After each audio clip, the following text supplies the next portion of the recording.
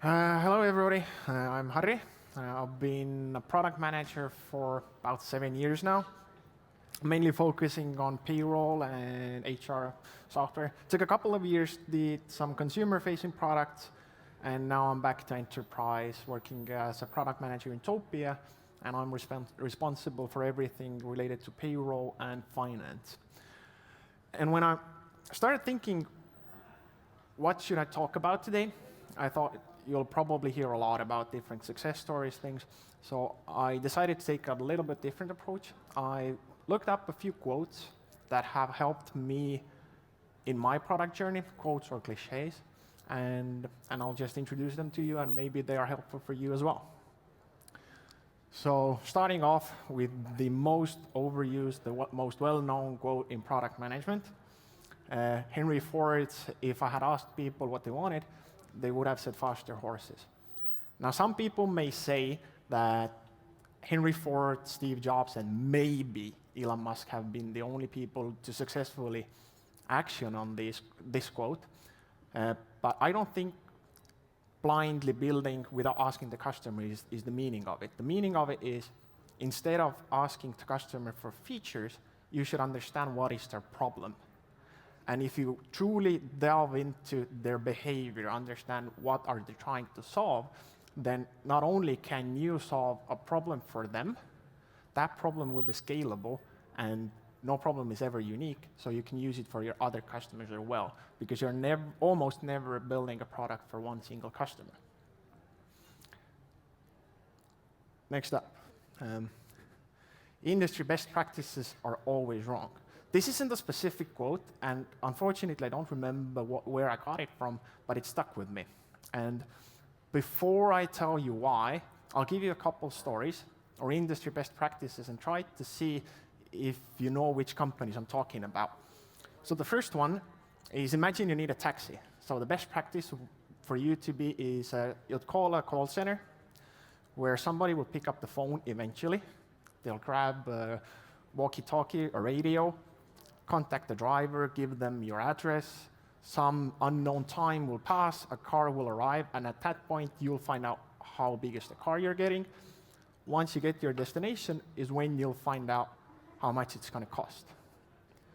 Or the second, imagine you need new furniture, let's say a cupboard. So the best practice is you to visit many different salons, touch the cupboards, maybe sit on them, I don't recommend. And then you'll meet a sales consultant, pay for approximately your month's salary, and then a week or 4 later, it will arrive pre-assembled. And yes, these are the companies I was talking about. And why is this important? You'll often meet an argument that something should be built in a certain way because that's the industry best practice. You should definitely not build it that way. In payroll, there's a thing called payroll calendar, which is essentially a preset monthly deadlines. So every 10th of the month, the new period opens. Every 30th of the month, the period closes. And when I was building the payroll product, that didn't make sense to me. To me, it made sense to open a new period once the old one closes. And it wasn't a big thing, but it gave flexibility for the users, because that meant that they could either start early when they're doing the payroll information, or they could sometimes be late, and that's fine. It wasn't a big change, but it was against the best practice of the industry, and customers were raving about it. The next one, I think I got it from Simon Sinek. The only way to be profitable in the long run is to provide value. And what does it mean? It doesn't mean that money is not important. Money is important because that keeps the machine rolling. It pays the wages, the internet, the office, the coffee, the ping pong table. But value is more important. And by value, I mean what the customer is receiving from you. And to give that value, you don't have to constantly build something completely new. You can build on what you have, but keep the mindset that what the customer receives is how they pertain. So One of my favorite stories in business is a story about Kodak. So if anybody doesn't know, Kodak used to be a company that made films for cameras. What many people don't know is that Kodak, or an engineer in Kodak's R&D department, was the one who invented digital camera in 1975, I believe. And it was a great product, great idea, but the management decided to shelve it because they were worried that this would eat into the top end because their biggest cash cow was the films. They patented it, they rented out the patents, other companies could use it, and there was a revolution. Everybody had a digital camera. Well, okay, now everybody has an iPhone, but all photographers still use digital cameras. Almost nobody uses film. So what happened to Kodak? In 2007, their patent ran out. That means the money from the patent stopped coming in as well. And by 2012, Kodak declared bankruptcy. And the reason for this is they did two things wrong. First, they focused on money, which is good, kinda. But the bigger problem was they stopped investing into customer value. And where the customer value shifted to their competitors, their money stopped coming in.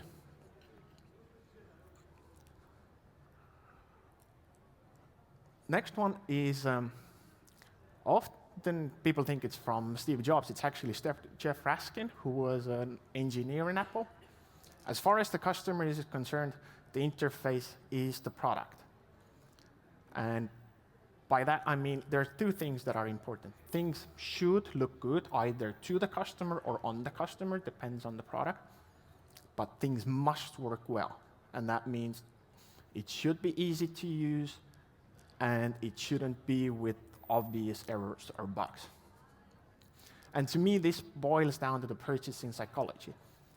People are not rational. People buy on emotion, and then they rationalize their purchase. They buy the new iPhone because they want it, and then they say, yeah, I needed it because it's faster, it has a better battery, it has better cameras, and yes, I'm guilty as well. But it also goes the opposite way.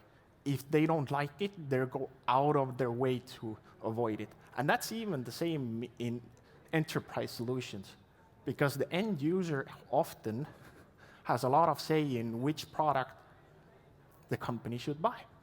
And if they like yours, they'll lobby to use yours. Even if yours is more expensive, they'll find reasons why that should be chosen. But if it doesn't work, they'll lobby against it hardly. Even if it takes you to Mars, cures cancer, it doesn't matter. If it's hard to use, if it bugs out every other time or crashes, they won't use it, they won't like it. Next up, if you are, this is from Reid Hoffman, also quite common in product management. If you're not embarrassed by the first version of a product, you've launched too late. The quote is quite self-explanatory, so I'll just give you my story with this quote. When I started off as a product manager 7 odd years ago, me and the CEO of that company, we spent weeks, months, speccing out this new amazing product we're gonna build. I drew up countless wireframes to explain the spec. And at some point, I remembered this quote, and I just said, hey, let's start building it. We can keep speccing, we can keep wireframing, but let's just start building it. And so we did. The first piece of the product that an actual customer touched took about weeks worth of engineering. And it was ugly, I'll admit, but it worked, and it solved the problem for that customer. And then we kept iterating on it. We built some more, got some more customers, and what we also got was feedback.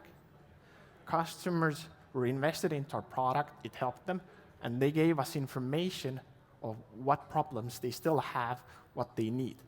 And what happened was, out of those numerous wireframes, or that massive spec, I'd say half, maybe even more, never ever got built.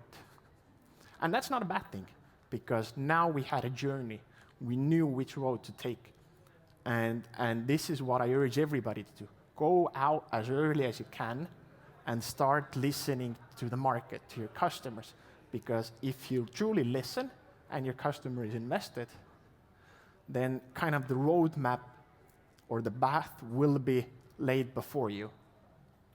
And you can still keep on taking risks, doing cool new pet projects, features, see if it hits or doesn't.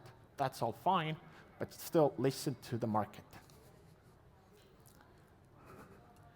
The next one is from Abe Lincoln. You can only please some of the people some of the time. And why is that important in product management? Is you'll get a lot of feedback from all of your customers, but you need to start understanding which of those customers are important to listen to. One of my favorite methods for that, I don't do it personally, but people in my companies where I've worked at have done it. We calculate customer value. How much time and effort we put into each customer and how much we get back. Sometimes it seems easy if somebody comes to you with buckets of cash, especially if you're an early startup, you're always struggling for money. But you kind of need to still remember that buckets of cash come with expectations and massive conditions. And while it's okay to accept this, you shouldn't give away the control of your product. It's still your product, and you should still not build the features they are asking, but solve the problems. So yeah, this has been my time. Thank you everybody for listening. I hope these quotes help you in your journey as well, or at least you'll find quotes of your own that you can go back to and help you keep your work in check. Thank you.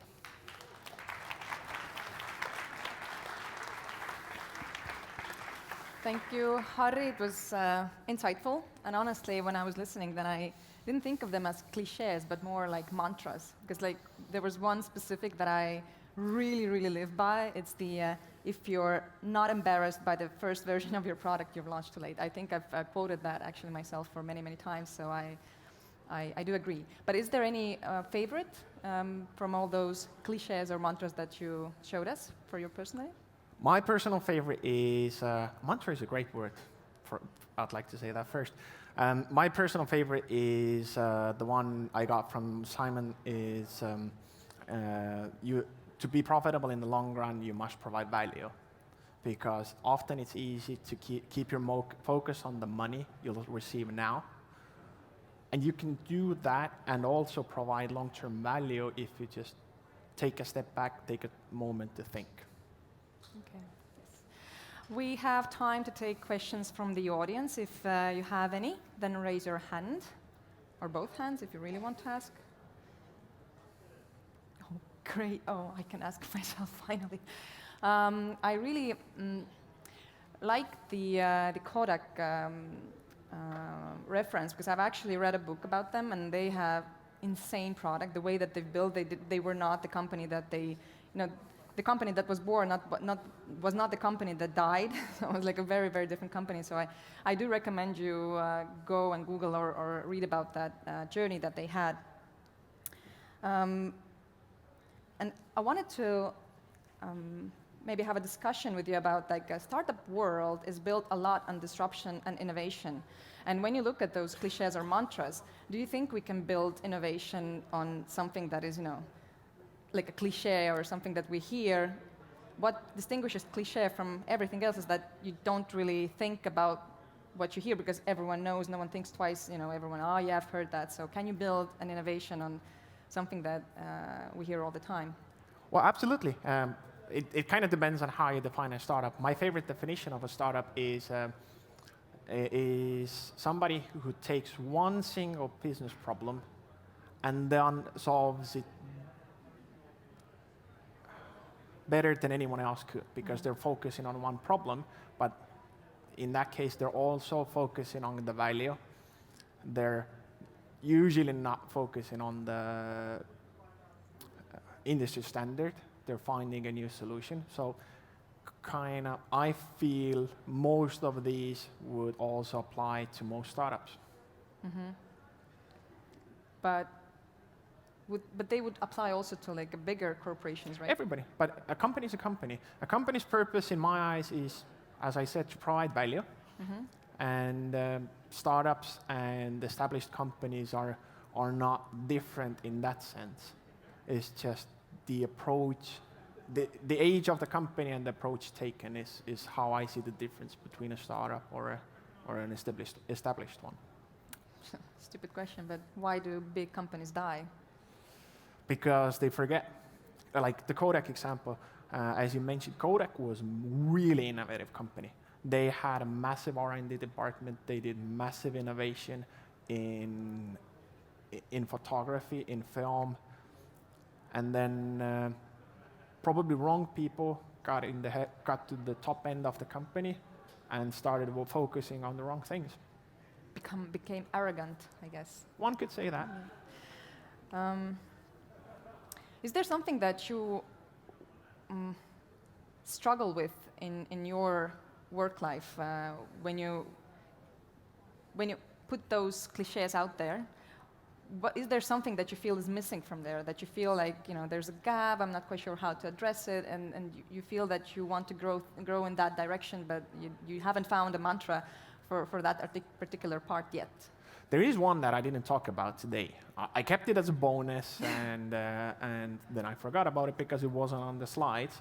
But one big mantra is to also listen to your team, because that's actually the best feedback round you can get. And it might be your immediate team, your engineering team, but it can be someone in the same company, but a bit further from you, like let's say consultants, implementation, because they have a lot of information and a lot of pains. And sometimes if you solve internal pains, then again, everybody benefits it. You, the customer, the company itself.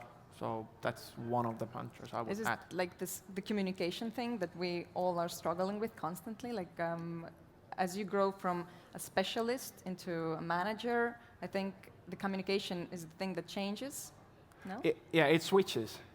From you receiving the communication to you being supposed to give the communication, and you're busy. You're always busy, and the communication part is always kind of overlooked. It was like, okay, I'll send this email later. I need to fix this part for the customer, but actually that email can't wait, or release notes or whatever. But how would you recommend for a person what are the tricks or trainings to do with yourself, or ask from your managers or people who support you, how to overcome this, how to do this switch or this transition from... I don't know if my solution is the best, but I have set times. I have a weekly reminder in my calendar on Monday from 10 a.m. till 12 a.m. is to deal with some periodic stuff that mostly are communication, either to the customers or to the rest of the team. And it works? It works well enough that nobody has told me to change it. Well, great. Thank you so much for your talk.